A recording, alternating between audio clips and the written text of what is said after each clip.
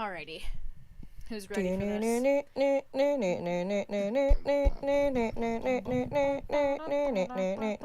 Wow, not even close. Alright, we got this. Hello, cinema peeps! Are you feeling a chill in the air? Winter is here. No, spooky times.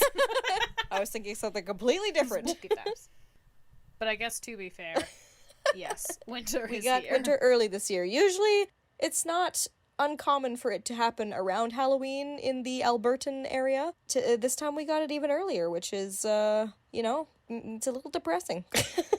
A little? Whatever do you mean? I was thinking today we could talk about spooky movies. Ooh, I am very much down. Yes, since this will be released pretty close to Halloween, or at least as close as it's gonna get, so. Yes. Early spooks. Yes. Before we get into it, though, we should just, as an update, mention that we did, on the topic of spookies, we did another film challenge. We did the 24-hour Okotoks Film Festival 24-hour horror short film challenge. Yes, the challenge was, can you still be alive after doing it? Yes. Let's just say, note to anybody out there who is planning on doing 24-hour challenges, whether you're participating in it or actually creating the challenge, don't do it. 48 hours is much better. Just saying. Just a tip. Just a little tip for tat. Heck yeah.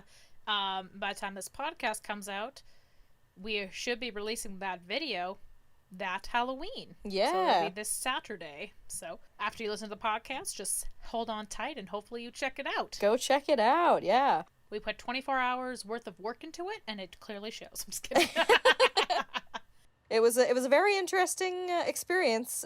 We weren't expecting the genre that we got, and we spent majority of the time before we got the prompts for the challenge being like, oh man, we should actually try and do some sort of scary thing. We usually do comedy, so it'd be nice to change it up. So hopefully we get a cool genre, and then of course we get the genre, and all we could think of was comedy. Right? But we're just that good at comedy. Right? Work with what you're good at. But yeah, after the video's release, we will definitely, I think, spend the next podcast talking all about it. Oh yeah. So stay tuned for that, ladies and gents. You bet. But just an early thing. I know we'll probably say this in the next podcast, but thank you to everyone who helped us out. Yes. Thank you to our parents. You guys are amazing.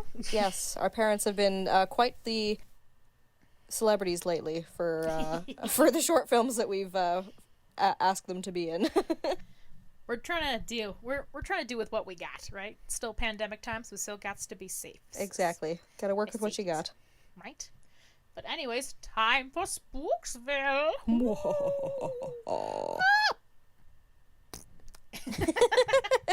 What was my thought? So normally when it's Christmas, and I'm sure we'll talk all about this around Christmas, I have tons of Christmas movies that I watch constantly. Halloween, not so much. Really? Yeah, there are well, some this is where I movies come. that... This is where I'll shine. Right? There are a couple that I do remember. Yep. I just haven't watched them religiously. But speaking of watching religiously, I want your take on this. Okay. So my mother was telling me about something she was reading in the paper. Mm-hmm. It was a mother and daughter who really loved, or I guess they still love, they're not dead yet. Hopefully. Past tense, everything's important. Grammar's important. But they watch, what's it called? Charlie Brown and I think is it called The Pumpkin King or Charlie Brown's Halloween? It's The Great Pumpkin, Charlie Brown. Yeah, okay. So they watched that around Halloween, which, makes sense. But these guys, I guess, watch it every single day in October. What? Don't get me wrong. Even if I could, pick my favorite Christmas movie to watch, I still would not watch it every fucking day in December. Right? That is absurd. I love Jim Carrey's The Grinch, but I would not be able to watch that every single day. I know the movie, front to back. I could narrate it for you, but I would not want to watch that every single day. No, it's a little treat that you watch, To be fair, I believe, again, we're not that great at checking facts, but I don't Check believe facts. It's the Great Pumpkin Charlie Brown is that long. Okay. And also, like, I want to know, like, do you actually physically sit down and watch it every day, or do you just have it on in the background so that it's like something, you know, to keep your spirits up while you're waiting? Like, I was gonna say, like, out of the 31 days, I'm sure 20 of times it has to be just playing in the background. right? There's no way. Oh my god! No like, way, I would go Jose. insane. Right? I was just like, okay. But what my mom had a really funny comment about it. She was like, it's not even that good. Why watch it 31 times or something? I was like, damn, Mom. It's a Harsh. cute classic, but yeah, like, I couldn't do it every day. I think the only closest things I get to watching Halloween movies is like watching Scooby-Doo movies. Scooby-Doo is good. Last year we watched Scooby-Doo on Zombie Island, the first Oh. ever Scooby-Doo direct-to-DVD. I guess they're all technically direct-to-DVD, but it was his first full-length movie ever. I still remember when they did, like, when they had the show, What's New Scooby-Doo? Yes. And Simple Plan does the theme song, and then they had Simple Plan on one of the episodes, and it blew my mind. It's like, what? That was pretty great. I mean, Scooby-Doo for every occasion, honestly. Christmas, Halloween, it's there. It's perfect. Scooby-Doo's just great. He is. There's just one line that kills me every time we watch, because when we were watching it, like, me and the girls have seen Scooby-Doo, like, I don't know, 100 times at this point. Whereas the guys are just kind of like, yeah, sure, we'll watch it. And we're just, like, making fun of it. It's just so good. There's this one line that Daphne says, because they're trying to obviously hunt a ghost. And there's, like, a chill that happens, like a gust of wind. And Daphne goes, who opened the window? And she just says it like that, like, so weird. And we quote it all the time. Oh my god. I don't even think it's maybe that quotable, but we love saying it. It's just so good. Speaking of Scooby-Doo, I know... Well, actually, I don't remember. Did you watch the Supernatural Scooby-Doo episode? Yes, I did. That one is also just, like, a true gem. Did you like? You liked it a lot? I loved it. It was so Yay. funny. I just liked how they, like, brought in the fact that, like they're cartoon characters, and, like, when they fall from great heights, like, they're never injured, but then the one time when the boys are in there, you know, Shaggy falls from the window and breaks his arm. And he's like, wait, that's never happened before. And watching the gang have, like, this meltdown when they're told ghosts are real. And they're like, why are we doing this? Why are we chasing them? Right? And then, what is so it? good. Dean keeps hitting on Daphne. Yes, and she's just like, whoosh, not getting it. Yeah. Oh, so good. Oh, yeah, that was awesome. If anybody has not seen Supernatural and you want something to check out, we recommend that episode. It's a good one. Especially of the newer seasons. It's very good. Yeah, I'm so behind. It's not even gonna matter. Oh my god, I started watching, like, they started re-airing episodes since quarantine and stuff like that. Right. Just trying to get through. Oh, the feels. Yep. And the pain. I think one other Halloween movie that we watched as kids, and it's such a weird premise when I try to talk about it, but it's called, what was it called? The Great Pumpkin, or the Pumpkin Tree, or the Halloween Tree, or some bullshit? Oh, it sounds kind of familiar. I always forget it, and my brother has to remind me, because I always ask him, like, what's that movie called again? Where it's like this kid's soul is like, death is trying to take his soul because he's dying, and his friends are, like, time traveling through different, like, area, like, not towns, but, like, different, like, decades, I guess, of Halloween and how it's celebrated. It's, like, really dark if you think about it. Yeah. Like, this kid's just dying, and they're like, we gotta get this pumpkin. Oh my god. Or he's trying to outrun death. It's, like, so bizarre. I don't know, that's, weird. like, the only one that always sticks out to me. I don't know why, but it does. But other than that, like, yeah, I don't really watch anything religiously Okay, around yeah. Halloween. I mean, I've got, like, the classic, like, scary movie favorites, but, like, if we're talking about, like, nostalgic Halloween-esque movies or whatever, like, I always loved watching Hocus Pocus before it became, like, a big phenomenon again. Like, I don't know... It never really seemed like it was that big of a phenomenon back in the day. To me, it always seemed like it was, like, a cult movie classic, at least, because, like, when I discovered it, it was like my mom picked it up from the video store and was like, ooh, this'll be fun, let's watch it. And then we loved it, and just it became something that we watched on Halloween all the time. And then what was there was a couple, like, Disney Channel type, like there was Halloween Town, which is a classic, and then there was one too, no, there's two of them. There was one that was like, I can't remember what it was called, but Christopher Lloyd was in it, and he played a ghost, and his nephew had to like help him like cross over to the other side. His soul was like trapped on Earth, and he had to like figure out how to get him. Yeah, I think. I might be getting those mixed up. There's another one that's called When Good Ghouls Go Bad, and he might have been in that one too, actually. I'm getting a couple mixed up, because there was one that was like different ghosts, and one guy was dressed up like a pilot, and they had to like do stuff with that, and there was like a mystery to solve. But then there was another one too where it was called When Good Ghouls Go Bad, and there was a kid who had died a few years ago in the school, and his spirit was like haunting the school, but the way he would come back was like by haunting like the science classroom skeleton, but it was like dressed up, and to me it looked like Michael Jackson. It was quite terrifying, but it was like he had green glowing eyes, and it was this like skeleton with this like black long wig, and he had like this weird cloak on, and I was terrified of it at the time. But yeah, I do remember that one. Interesting. Yeah. Yeah, I think especially with some of those Disney ones, maybe it's just because the birth of like the internet. Yeah. I feel like a lot of movies get like this weird resurgence because they're like, because we didn't really have the internet, or at least not constant access to the internet in such an easy way. Mm-hmm. You know, so like when people are like, "Oh, do you remember this?" There's some people are like, "Oh my gosh, yeah, I thought that was just me. Nah, it's just me." Yeah. And then it just like builds and builds, and then it's like, yeah, it's just forward. nuts how much like hocus pocus like stuff they have at at the Halloween stores now. Oh my gosh, it's like they'll have like placemats and like cups and like signs and t-shirts, and they've got like the costumes themselves, but like just like a whole bunch of like decoration type stuff too. Even like for it, like it's so, I always laugh because like every time I pass by a Pennywise costume, like not the new Pennywise, but even like an older, like the old 90s movie, every time I pass by a costume, I'm like, man, you know, I went as Pennywise for Halloween in high school one year. For the life of me, could not find the costume because it didn't exist. I had to make my own. Cool then, Kendra. Right, it wasn't cool then. I had to make my own costume, and now it's everywhere, so it just makes me laugh sometimes. You should wear it. Yeah. You should wear it again. Yeah, but like other than that, it's just like the typical like scary movies like Halloween and like all the classic movies. The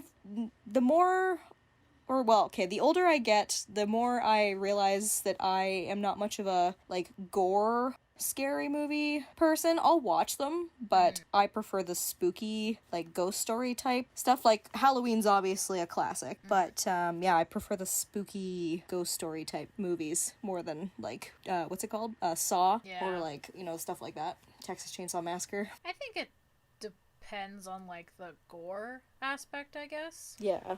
For me, doesn't super bother me, but I definitely do prefer more of like a thriller, like if there is an underlining mystery to it all, versus like, this guy just wants to kill you. Don't you worry about it. That's why I think you would like The Haunting of Bly Manor, because it's very much a thriller. So I feel like you would enjoy it. Yeah, I think me and my dad watched, because that's the second one, right? Yes. We think we watched a trailer for the first one.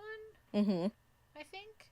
Because the trailer was of, like, the dad taking his kids and running into the car and driving away. Yeah, that would have been for the first one. That's the first one? Okay. Yeah. It's a reinvention of the 1960s film, which is based off of a Shirley Jackson novel? I think that's who it is. But The Haunting, it's called. So this was kind of like a readaptation, reimagining of that story, because it's like, they've got similar character names, but it's not like all like some of the characters are kids in this one, and like, yeah, but it's still really good. Okay, well, maybe. I do know that, like, personally, I find that the first one has more jump scares in it, whereas this one was more of a slow burner for me. It had more of that gothic romance and like the thriller. There was more of a mystery behind everything. It was less like, wow. It was more just kind of like, oh, okay, who's this person? Where does he come from? Oh, there's a ghost. Okay, what does he do? What's he about? So it was pretty good. Mystery of who shat themselves? It was me. Because me too scared. I guess nothing about the only thing I maybe watch religiously around the the spook season. Yep. Is I'll usually watch people who've played Until Dawn. There's a couple of YouTubers, I'll rewatch them playing Until Dawn again. Nice. Because I don't know, I always love Until Dawn. I mean, we've talked about it before. Oh yeah. Because I always don't have time to go back to play it, but I always love watching people play it. Yeah. It's so good. I attempted to go back and play it again, but I never fully got the chance to finish it. I find it, I don't know, I find it more fun to play those games with other people. Oh, 100%. So I would definitely, like, probably play more of it and be able to finish it with, like, other people around. It's just not as fun. But, yeah, no, they did such a good job with those games. They're so good. Mm-hmm. And, of course, Little Hope comes out October 30th. Fingers Yay. crossed. So I'm pretty pumped. Me too.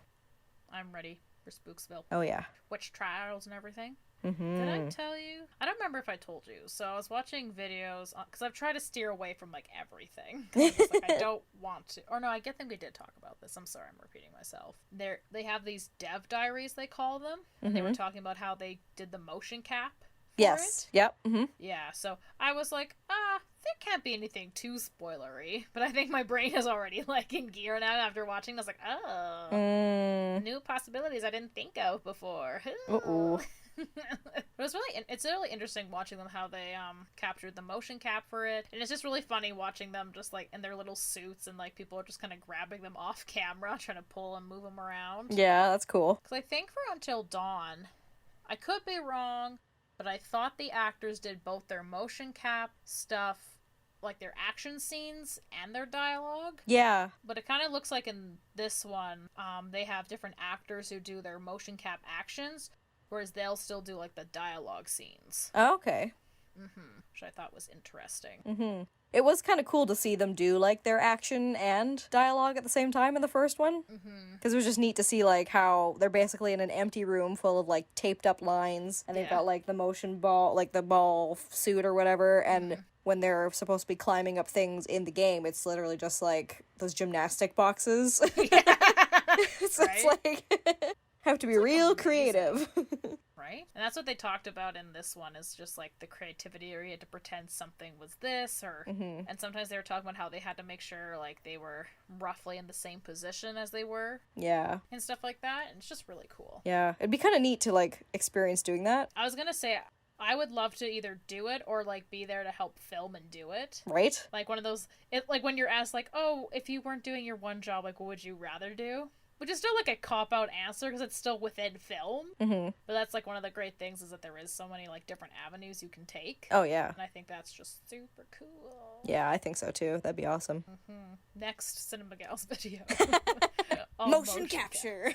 All of it. Actually, one of my friends showed me this YouTube channel called Oh, titties. Woo. Kaylee forgot what they're called. She's looking it up. She's trying real hard. Here we go. It's called the Corridor Crew.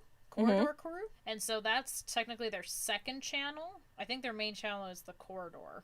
Okay. I think. And I don't know if you remember this, but they mostly do like their own visual effects, their visual effects team. Okay. And so on their Corridors Crew, they have a series called VFX Artists React to Bad and Great CGI. So I was watching a couple of those on Monday, and it's actually really, really cool. Yeah. They talk about like what kind of makes bad CGI and how, because they were talking about what was it called? The Mist, the Stephen King one, where all the guys are trapped in the store with the mist everywhere. And so they're talking about how like how the tentacles just looked really bad because the VFX artists clearly weren't given any kind of like frame of reference, or at least like lighting reference, because they were pointing out how like, oh, like the back of these characters' heads have such dark shadows, but the tentacle like doesn't have any kind of shadow or contrast to it. Oh, yeah. So that's why it looks really bad.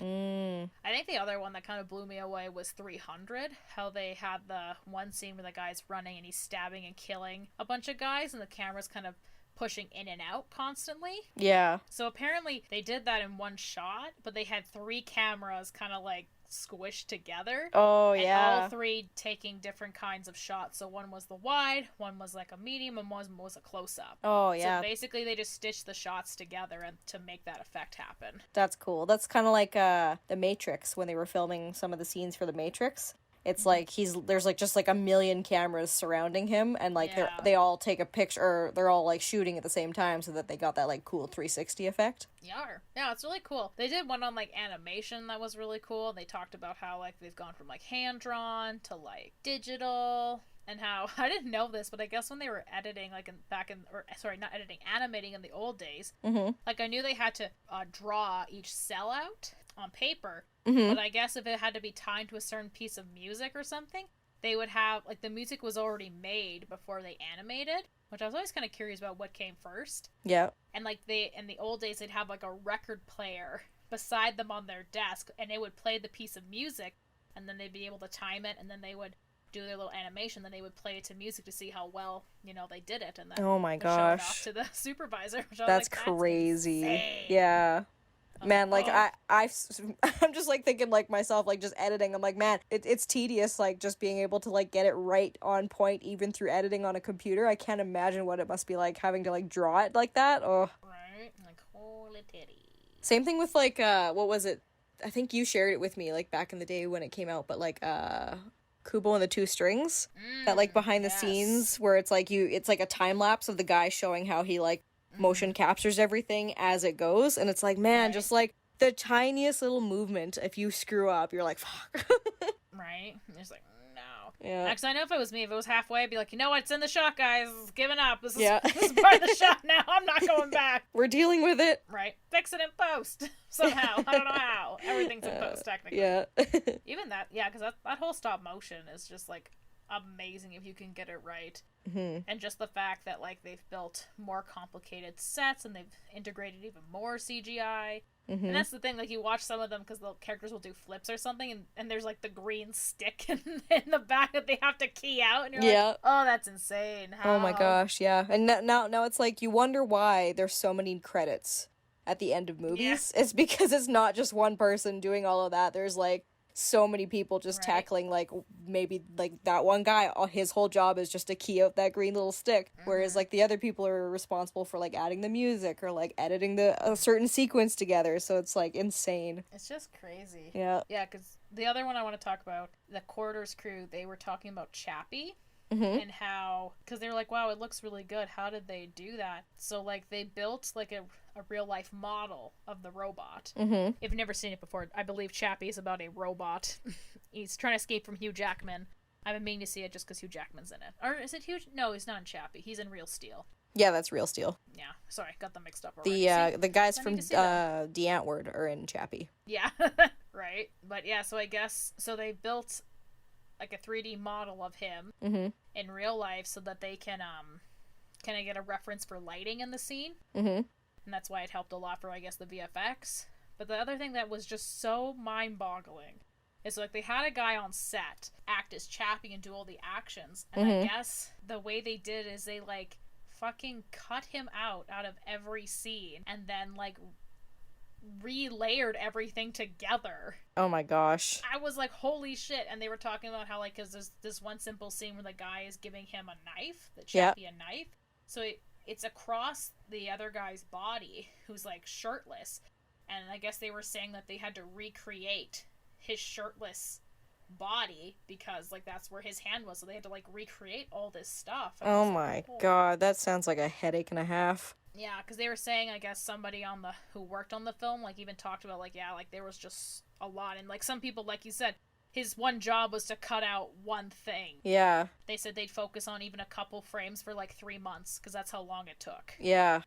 Like, man. It's insane! It's crazy. Also, that just reminded me, fun fact about Chappie, I believe the guy who either directed it or wrote it, or the whoever created it, also did Elysium starring Matt Damon and District 9. And I bring this up because it was on TV the other day and I recognized the robots in Elysium that are, like, responsible for, like, arresting the people, like, in whatever the story is, look like Chappie.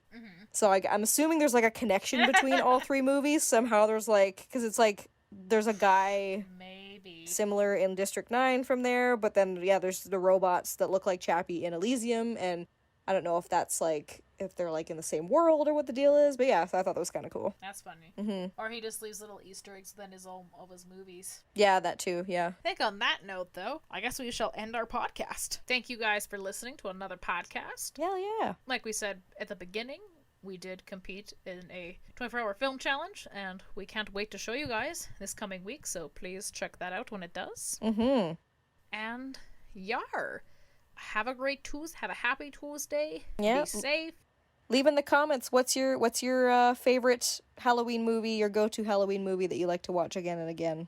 around this time. But not like every day. Yeah. Not 31 days worth. That's no That's point. crazy. That's crazy. But I mean, if you do that, then you do you. Yeah. You do you. But yeah, watch all the content, and I hope you have a very spooky yet safe Halloween. Yes. And we'll talk to you next Tuesday. Goodbye. Bye. Monkey, and slap.